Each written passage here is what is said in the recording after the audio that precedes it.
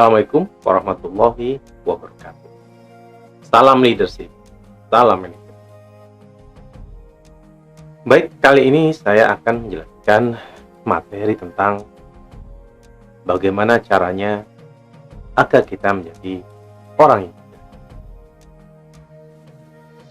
Bagaimana caranya kita menjadi orang yang cerdas? Tentu aja di sini saya konteksnya bukan orang cerdas ya. Saya hanya mencoba menerapkan dan menyampaikan bagaimana caranya menjadi orang cerdas. Memang kecerdasan itu secara teori adalah given, ya. Namun, ya kita belajar dari orang cerdas, memahami bagaimana sih orang cerdas itu, maka insya Allah kita semoga bisa arahnya jadi cerdas, gitu ya. Jadi orang cerdas itu bagaimana sih salah satu karakternya? Salah satu karakter orang cerdas adalah secara otak, dia itu imbang antara otak kanan dan otak kiri. Otak kiri itu adalah apa? Sesuatu yang berhubungan dengan data, fakta, analisis, SOP, keteraturan, low risk taker, itu adalah otak kiri. Sedangkan otak kanan adalah sesuatu yang berhubungan dengan sesuatu yang tidak terstruktur, sesuatu yang tidak sistematis, yang itu sifatnya impuls. Contohnya, spontanitas, kreativitas muncul, ya. Sesuatu yang mendadak, sesuatu yang di luar urutan-urutan, out of the box dan sebagainya. Empati dan sebagainya. People oriented itu lebih ke otak kanan, sedangkan kalau proses oriented lebih ke otak kiri. Nah, ternyata orang cerdas itu adalah imbang otak kanan dan otak kiri. Ya, contohnya Newton, penemu hukum Newton,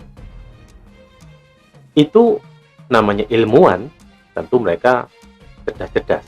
Ya. Nah, Newton ini ada ilmuwan yang menemukan hukum Newton. Suatu ketika, kenapa dia menemukan hukum Newton? Jadi ceritanya dia itu sudah melakukan riset dan sebagainya dengan otak kirinya. Kemudian suatu ketika dia itu duduk atau berdiri di bawah suatu pohon apel. Kemudian tiba-tiba ada apel yang jatuh di depannya. Kemudian langsung dia melihat apel itu, kemudian memungut apel itu, dan disitulah mulai keluar ide-ide kreativitasnya, ide-ide inovasinya, ide-ide yang di luar of the box-nya. Disitulah mereka dia mulai mempelajari hukum Newton. Nah, jadi apa? Orang cerdas itu adalah mampu memaksimalkan otak kanannya yang sifatnya kreativitas, inovasi yang tidak struktur, sehingga menangkap sesuatu yang sifatnya tidak teratur dikombinasi dengan sesuatu yang teratur.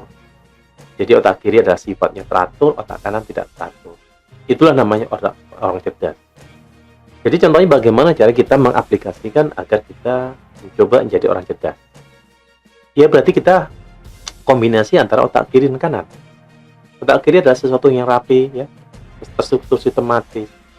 Tapi otak kanan adalah sifatnya yang tidak struktur. Contohnya, cara kerja kita harus terstruktur, jadwal dan sebagainya. Tapi kita juga luangkan waktu dan sehari untuk mengerjakan sesuatu yang tidak otak kiri. Sempatkan kita belajar seni, sempatkan kita belajar sesuatu yang baru, yang itu kadang kita tidak pernah tahu. Jadi kita selalu membuka diri dengan yang sifatnya bukan rutinitas, tapi kita juga membuka diri dengan hal-hal yang tidak rutinitas, itu intinya. Contohnya kita nyetir dengan kanan-kanan, biasanya pegang tangan kanan, sekali-kali kita tangan kiri yang nyetir dan sebagainya. Ya, kadang-kadang kita nulis dengan tangan kanan, lakukan dengan tangan kiri. Jadi untuk men-trigger otak kanan itu memang harus melakukan sesuatu yang tidak biasa, yang tidak rutin, sehingga saraf-saraf itu muncul. Jadi teman-teman bisa melihat diri sendiri tipenya lebih kemana saat ini. Kalau teman-teman lebih ke kiri, otak kiri, maka belajar yang sifatnya otak kanan. Kalau teman-teman belajar yang sifatnya otak kanan, hidupnya nggak teratur, nggak sistematis, belajar sistematis. Seperti itu. Jadi kesimpulannya, orang cerdas karena imbang otak kanan dan otak kiri. Jadi gitu teman-teman ya. Selalu mencoba melakukan beberapa hal dari dua sudut pandang, otak kanan dan otak kiri. Sehingga teman-teman bisa selalu menjadi orang cerdas meskipun mungkin IQ kita tidak cerdas. Tapi setidaknya kita belajar menjadi orang cerdas dengan cara kebiasaan-kebiasaan. Baik, segitu dulu. Terima kasih atas waktunya. Semoga bermanfaat. Assalamualaikum warahmatullahi wabarakatuh.